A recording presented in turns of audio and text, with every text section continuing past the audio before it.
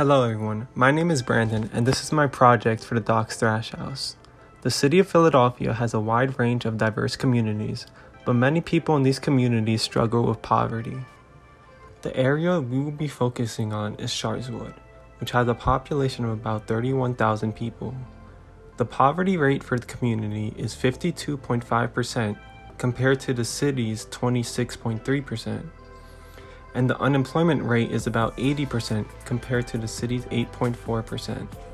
An important corridor within the community is Cecil B. Moore Avenue.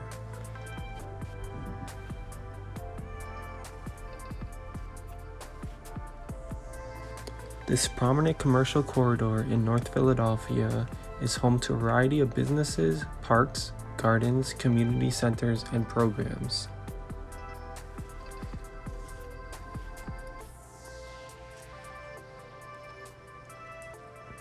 An important organization within the community is Project Home.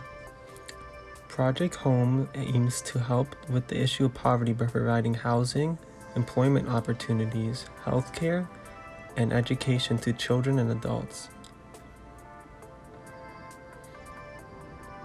Their mission is to break the cycle of poverty within the community and give opportunities to those in need. Moving onward to a landmark in the community, the Doc's Thrash House. Doc's Thrash was an African-American artist. He was known as a printmaker and painter.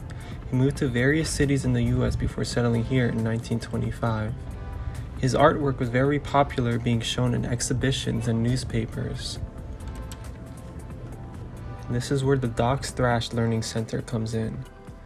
The plan is to utilize this site where his house is and the lots on the left and right to create a learning center that will provide educational and employment opportunities for those in need. I also plan on preserving the original facades of the buildings with some slight alterations. With that said, this is the Doc's Thrash Learning Center, which will offer a variety of resources and services that helps address the issue of unemployment and lack of education in the community, stopping the cycle of poverty.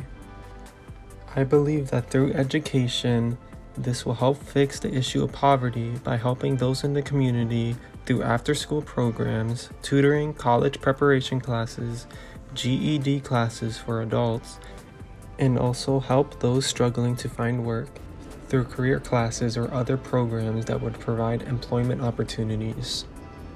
Moving on to get a closer look at the project, we see the east elevation.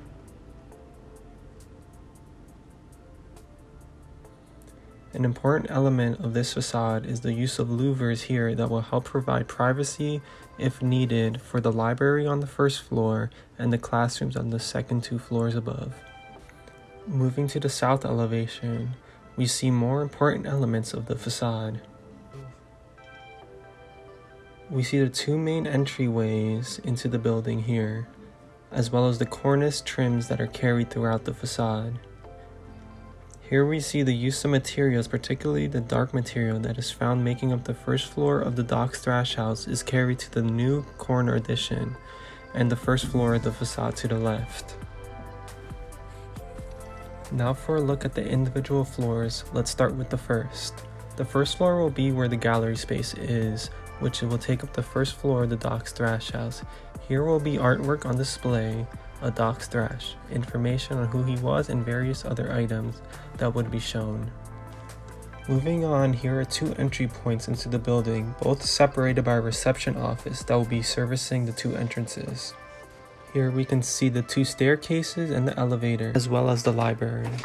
The multi-purpose room I imagine as being a space for community events or as a lecture room. Moving on to the second floor, we see a space that is open to below. I really wanted to make the gallery space as the hub of the building, and this will help frame that space perfectly. Next, I had split the floor in half into mainly private and public space, with the classroom seen on the left and the offices seen on the right.